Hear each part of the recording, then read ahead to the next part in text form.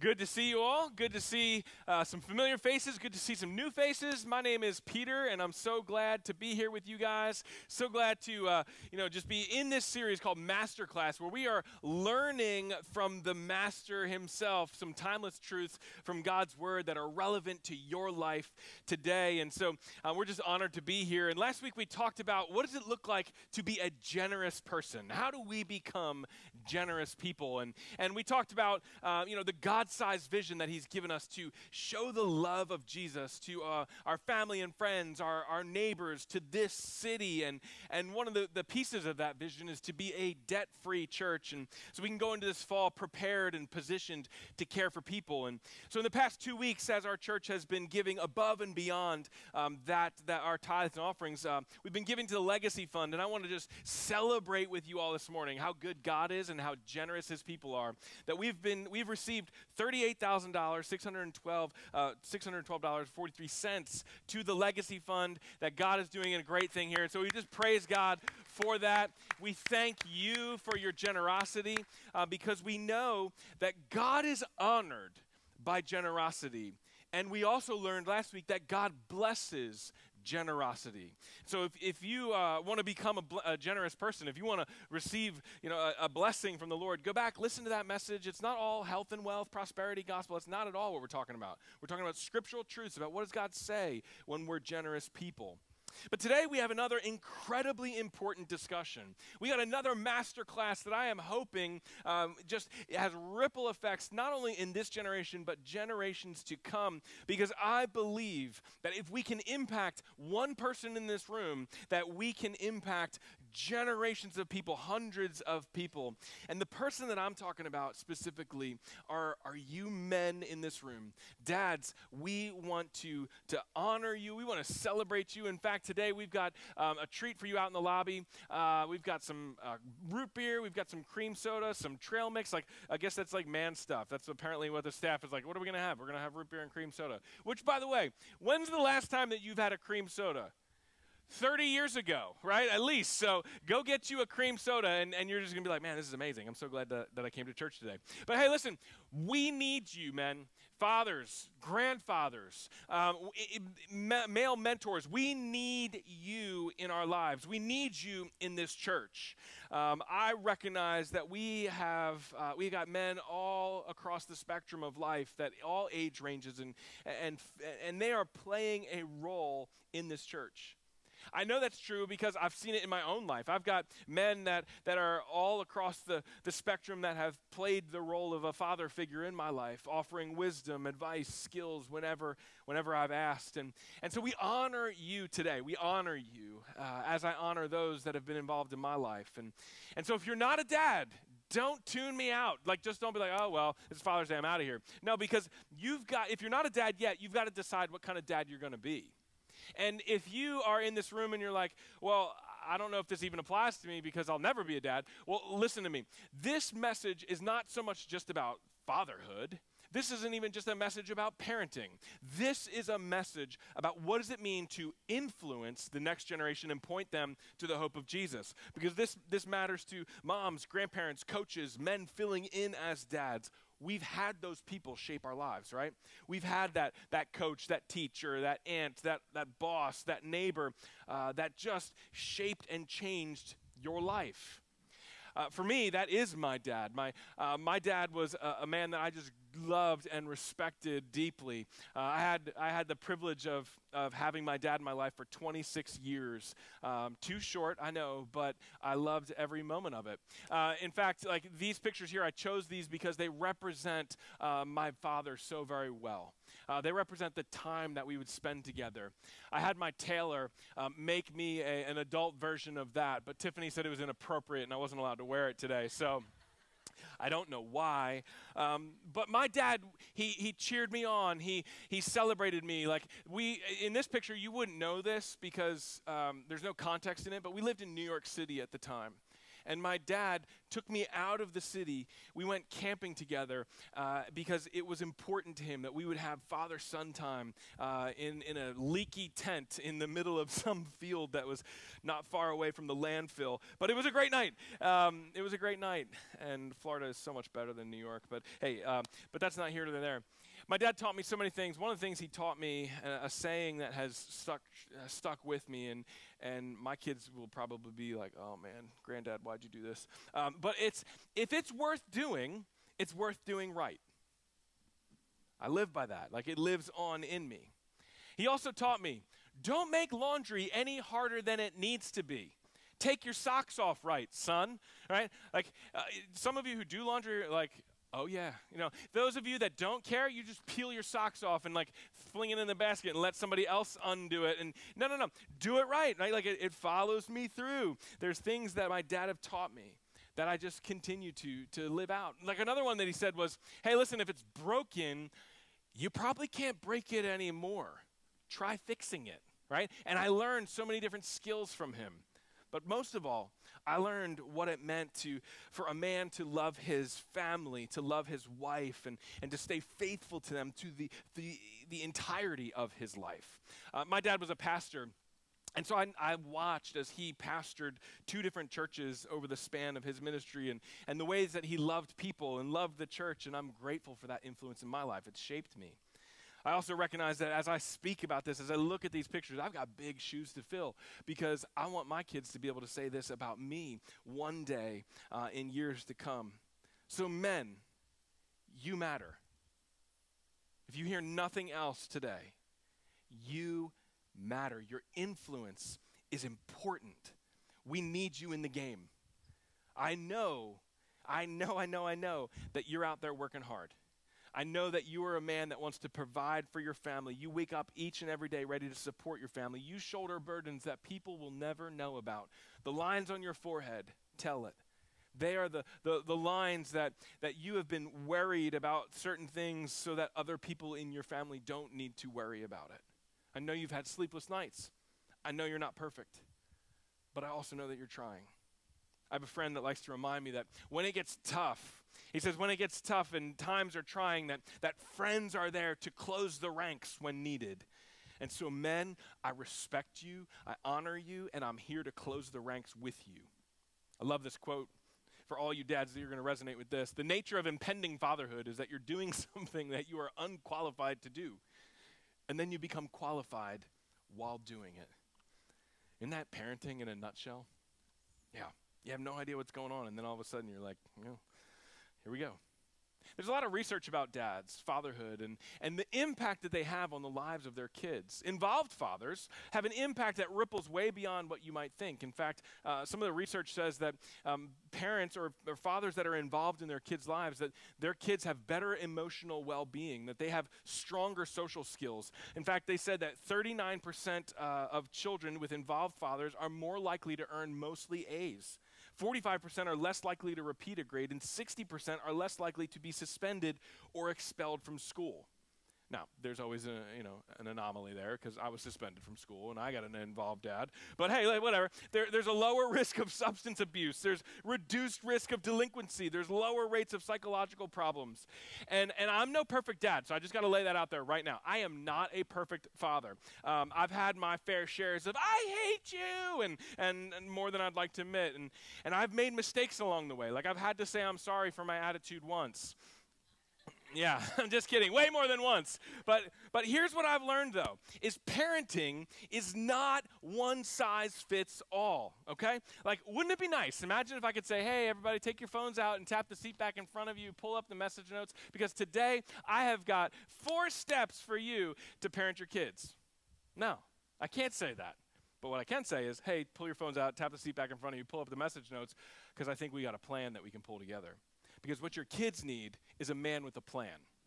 And if you're struggling with a plan, I've got 2 books that I think could be incredibly helpful for you. I want to help resource you. The first one is The Intentional Father by John Tyson. This book is a practical guide to raising your children, especially dads that are raising boys. This is showing how crucial it is for dads to be actively and intentionally involved in their kids' lives. What I love about this book is it gives you step-by-step ways to help deepen and mature your kids' faith. Another one that has impacted me greatly in the way that I parent is a book called Play the Man by Pastor Mark Batterson. This was such a good book that I led a men's connect group through this book, and we worked our way through it. And it's teaching us to embrace our God-given roles with courage and conviction. And these are great Father's Day presents. In fact, if you have Amazon Prime, you could probably have a gift wrapped and on your doorstep before you even get home from church today. So go ahead, scan those QR codes. But I want to get so practical with you today. I want to help you. And I want to invite you to open your Bibles to Proverbs chapter 22, verse 6, a very famous passage on parenting. And no, I'm not talking about children obey your parents in the Lord, for this is right. Although you'll probably repeat that a whole bunch today. That's not a bad one, but that's not the one. Now, I want to talk about this one. You know this one, right? Train up a child in the way they should go, and what? Anybody? When they're old, they will not what? Turn from it or depart from it. We love that one too, right? Because I've applied this in my own kids' lives, as noted by this picture. Right? Train up a child in the way they should go, and when they're old, they will not depart from it. I was like, listen, we're just going to be Bolts fans. Like, oh, well, you have to be a Bolts fan. And then I love this picture because, man, this dude has so much swagger right here. He's like, yeah, what up? Come at us, right? And then she's like, you can try, right? And then you got Leah that's just like, we know who we are. We the champs, right? Like, this is what I am raising. Like, they will never stray from it, right? If we keep shoving something in front of our kids, they'll adopt it and own it as the, right? Or maybe not. Let's look at Proverbs 22:6, because I don't think that that's what this verse is saying. Train up a child in the way he should go or she should go, and when he is old, he will not turn from it. A lot of us think that this verse is saying, hey, listen, if you just bring your kid to church, if you just, raise your kid in a godly way, then when they're older, they're going to always love Jesus and live for God and never turn away. But that's just not true. You and I, we all know examples of people where that's not the case. They were raised in a godly home. They had a father and a mother that loved Jesus, loved one another, and took them to church. And yet, at some point in time, they made a right turn, they made a left turn, they made a U-turn, and they've messed up their lives, or they're living a life that is a lot harder than they had to. So there's a couple things in mind that we just need to think about when it comes to Proverbs 22:6. And number one is that this is a proverb, not a promise. And so a proverb, it's a general truth about life. It's something that is generally true, but it's not without exceptions. It means that if you raise a kid in the right way, most often they will turn out right, but there's always exceptions to the rule. It's not a guarantee. The Bible is divided into 2 parts. So we have the Old Testament. The Old Testament was written in Hebrew. And then the New Testament is written in Greek. And the New Testament is actually documenting the time from when Jesus was born on earth all the way through his death, burial, resurrection, and ascension into heaven, and then into the start of the early church. So that's what's happening in the Bible. Break it into 2 parts.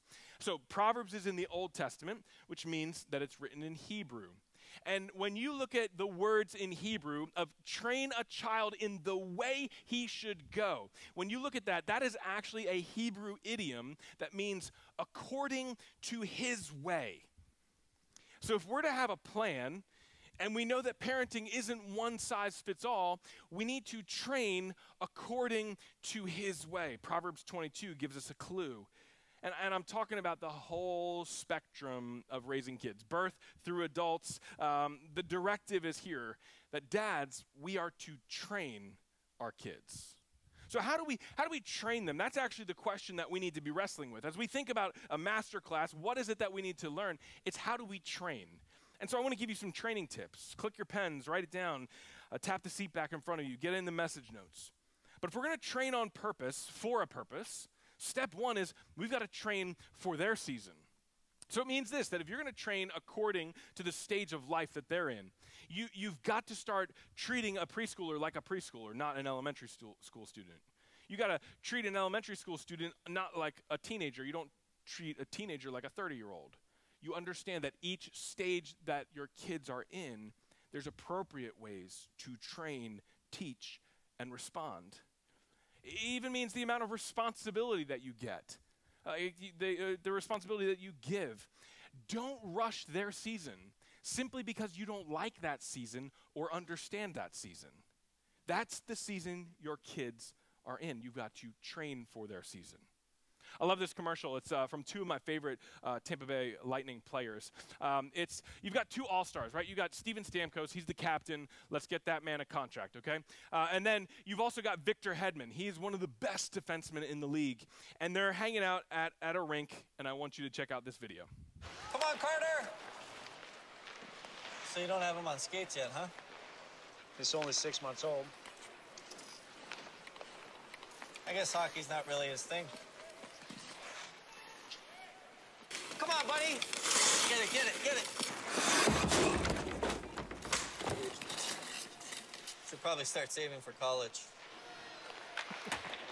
Ah, good job. Oh, you should probably start saving for college, right? Like, this is what we do, though, with our kids, right? Like, we look at him when he's 6 months old. What do you mean he's not on skates yet, right? Like, we've got to train for their season. Don't rush their season. Train them for their season, not your season. One of the problems that we have today in parenting is that we actually try and cause our kids to grow up too quickly. Like, we make them aware of things that they don't need to know this early. I'm concerned that we're not using wisdom as parents, as men, when it comes to helping our children dress or engage with social media or consume media content. We allow them to rush and run through their season to get to our season. Like, I remember the days when it was just, I could not watch the movie Cars one more time. I couldn't do it. I was like, oh my word, if I hear that song of like, I don't even know it anymore. It's like probably deep in the recesses of my mind. And I was thinking to myself, oh, I can't wait until we can watch a show together that I'm going to enjoy. Wait. Like, parents, you got to wait. You got to wait and train their season. Well, when you train outside of their season, it bypasses healthy development and wiring in their brain. And by the way, dads, you got to shield your family. You got to shield your kids. And if we just let everything through and anything goes, we run into problems. Yeah, but pastor, every other kid their age is doing that, and every other kid their age is dressing like that. Well, and it's just normal nowadays. Well, you're not raising every other kid, and who said that you wanted to raise normal kids and average kids? If you go and click on any kind of streaming service, and you look at the kids' content, what is geared for children today, I'm just concerned. Like, there are things that we're exposing to our children long before they are entering into the phase when they should be exposed to this. Do we need to rush them and make them know everything that we as adults know yet? Probably not. See, Ephesians 6:4 helps us with this. It says, fathers, do not exasperate your children. Instead, bringing them up in the training and instruction of the Lord. I always used to think about this, and I probably even taught this, that was like, hey, listen, dads, don't be a jerk to your kids, right? Like, don't make them hate you. It's not quite that. It's actually, hey, dads, don't exasperate your children by unduly putting weight on them that they cannot yet handle, right? Like, think about this. I am in the best age for vacationing with my kids. Like, I'm just going to let you know. Like, I've got teenagers. You saw the picture. It's the best age to vacation with kids because they can carry everything. I'm saying everything. I just get to be like, I pack it because I grew up playing Tetris, so I know how to, like, pack a car. But they get to unpack it, right? When we went, when we were younger, we would go up to North Carolina for vacation. And if you know anything about the Outer Banks in North Carolina, you know that all of the homes are built like 500 flights of stairs up. And so my kids were toddlers and then in elementary school. And And so they were completely incapable of carrying anything up into the vacation home.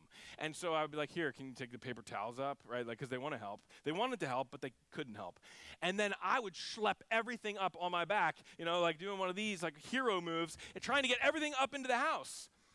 And I couldn't have laid anything on top of them because they would not have been able to do it. It would have exasperated my children. So we've got to be aware that our kids can't handle what we can handle. There's so many things in life that we got to be careful with. Like, we got to not bury our heads in the sand, but we got to think wisely. We got to ask God for wisdom. Things like sin, sexuality, all kinds of issues that little kids just don't need to be exposed to yet. God wants to protect our children's innocence for as long as possible.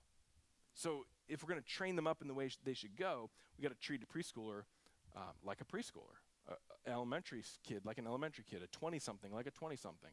Train them for their season. But the next step is that we have to train for their strengths too. See, you need to know that what your kids are good at, whether that's spiritual gifts, whether that's talents, whether that's abilities, personality, whatever their experience is. A good parent, a dad, is discerning the capabilities that's in their children. So what has God gifted them to be? Well, your job is to raise them up and point them in that direction. If they're good at math, man, support them. You got a math lead, right? If they're good at music, encourage them. Whether it's accounting, art, anything else, whatever it might be, it's about accepting their uniqueness and training them in the way that God has shaped them to go. I want to ask my son Noah to join me on stage here this morning. I've kind of sprung this on him this morning. I was like, hey, would you mind coming up on stage with me? And he said, why? And I said, no, you'll find out. So this is my son Noah. I love him, so proud of him. But dads, I need you to listen to me for a second. Your kid is not always going to be a chip off the old block, right? You know that idea of like, oh, he's exactly like me, looks like me, whatever. No. He may or she may not look or act or even think exactly like you do. This should not surprise you, right?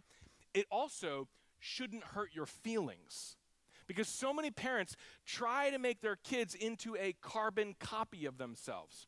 Let me tell you something. When I stand next to my son, I feel short, stocky, and slow, right? Like, but this is my son, and whom I am well pleased. But listen, I excelled in certain things. He excels in other things. Like, I was good at a sport. He's good at lots of sports. Like, or even worse, sometimes you look at him and be like, hey, sport, you're going to love my sport, right? Well, not necessarily. I told you about the influence of my own dad in my life. And so my dad was a pastor for 25 years. And I've watched him serve 2 churches. Like I said, he loved people well. And I wanted to be like him. But I also knew that God called me to be a pastor. Like, this isn't just because my dad did it. This is, God gave me abilities and skills, and it happens to be in line with what my dad did. I went to college, I went to seminary to study to be a pastor. But I saw it modeled in him first, and then I never even thought that God would use me in this capacity. But people used to ask Noah all the time. They'd be like, oh, Noah, are you going to be a pastor when you grow up? And I would wince. I would wince because I'm like, wait a second. Just because his grandfather was a pastor, just because his dad is a pastor, it does not mean that he needs to be a pastor. Why? Because God has made him individually. God has made him with uniqueness and skills and abilities. And God made each of my kids. They're all incredible.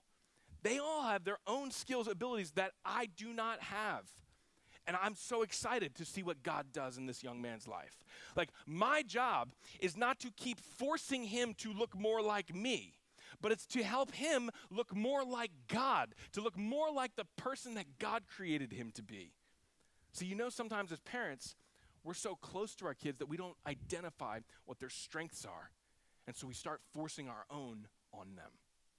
I appreciate you, man. Thanks for coming up here. But yeah, you give it up for him, because I'm probably going to owe him something after this, like Starbucks or something. But listen, sometimes as parents, we just can't see it. And that's why you need Hope City kids. You need Hope City youth leaders that are able to say, let me tell you about what your kid did when they came into class today. They saw a new kid, and they went right over to him. Your kid's amazing. He's got a compassionate heart. She has a compassionate heart.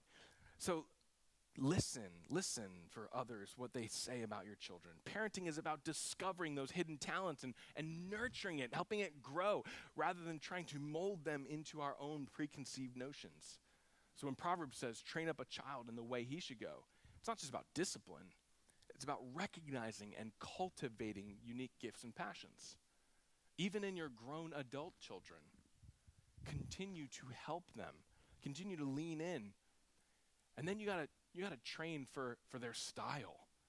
Like, when it comes to parenting, understanding your children's temperament and personality, that is key to guiding them in the right direction. Because you can force an introvert to try and be an extrovert. It's not going to work out very well. Or an extrovert to be an introvert. It just doesn't work. And they're wired by God in a certain way for a certain reason. It's tempting to try and make your kids be just like you, and then treat all of your kids the same way, because that's fair. But the reality is that they're all uniquely different. How many of you have a sibling? Raise your hand if you got a sibling. Okay, I want you to keep your hand up if you have a weird sibling.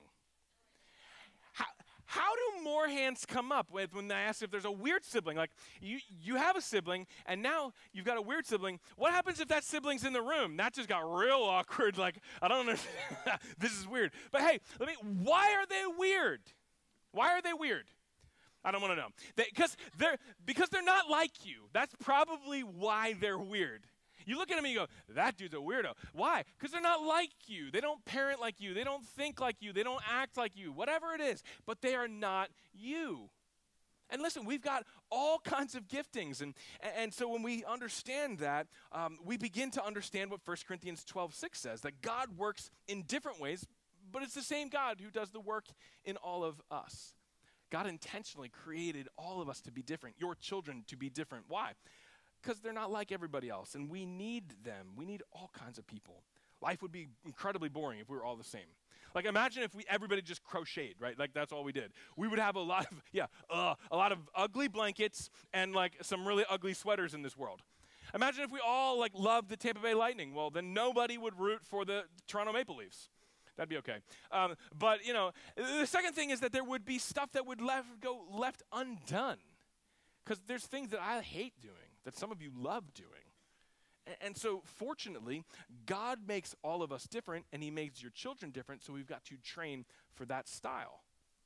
When Noah was born, he's our firstborn, so that was our first experience of being parents. And I'm telling you, I was convinced that God made us to be parents because we were just so good at it. Like, we were amazing parents for 3 months. Because let me tell you that, Noah, let me tell you about him, is that when he was born, he slept through the night, early and quickly. And then he would wake up, he'd be awake for a little bit, and then he would take a 2-hour nap in the morning. And then he would, kind of be up for a little bit, and then he would take a 2-hour nap in the afternoon. I was like, this is easy. I don't understand what everybody's complaining about. You all should be parents. I just got this down. And one day, Tiffany and I, we actually, I was like, I think we should write a book. And so we started outlining, what the book would be about. And so if you're wondering, how's it going, I'm still not an author. So that hasn't happened yet. But for a brief moment in time, I thought, I got it all down, right? I was never more self-righteous than when I would walk through the grocery store looking down my nose at all these other parents whose kids were flopping on the ground, having a tantrum, right?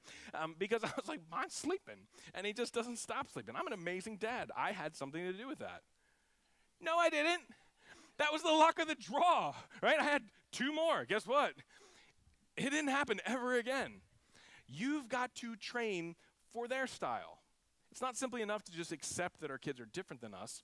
We've got to guide them to recognize it in themselves. They need to know that they are originals. They are not clones. They're not copies, and they're not in competition with anyone else in your family. They need you. Dads, men, grandfathers, they need you, because our culture, it bombards them with 2 major pressures: conformity and comparison. Dad, everybody's doing it. And they'll say that succumbing to the pressure to conform. But then there's the endless game of comparison that's like a national pastime in America. You know, like we compare everything like IQs, appearance to lawn size and you know, all these things. But here's the deal. Comparisons, they mean nothing because actually each of us are wired differently. If you're just comparing, you know, your SAT score, well, that's not taking into account all of the other types of intelligence, like emotional intelligence, mechanical intelligence, mathematical, verbal, relational, athletic. Like we are all gifted differently. And that's what makes life so interesting. Your kids have different needs. They have different communication styles. They have different ways to hear from you and learn from you. So dads, moms, your children are not here to fulfill your own dreams or mirror your accomplishments. They are unique creations from God that He's asked you and invited you and trusted you to steward, to shape, and to continue to point to Jesus. So the pressure's off. Our aim as parents should be to nurture the image of God inside of our kids, helping them uncover the God-given gifts and talents and just encouraging them and running alongside of them. So that's the goal. That's the challenge. When it comes to your kids, be detectives, not doctors. Doctors, they solve problems and they prescribe things. They prescribe solutions. Detectives, on the other hand, they ask a lot of questions. They start piecing together puzzles. Ask your kids about themselves. Ask them about what gets them fired up. What do they love? And start piecing together the picture that God has formed and already sees in them. Help them discover who God created them to be and celebrate them along the way. Because the goal of fatherhood isn't raising happy kids. It's helping them to discover God's unique plan for their life and then go on the journey of formation with them. God didn't make a mistake when He gave you your kids. I know it's hard, but men, He knew before the beginning of time. He knew your kid's personality. He knew your kid's struggle. He knew your kid's strength. And He said, I've got the man for the job. You matter. We need you. He chose the DNA. He put it together. He chose the genes that would be dominant and those that would be recessive. And He chose their character traits. And He knew exactly what He wanted when He was doing this. You may not be experienced, but you are qualified. If God has called you to it, He's going to qualify you for it.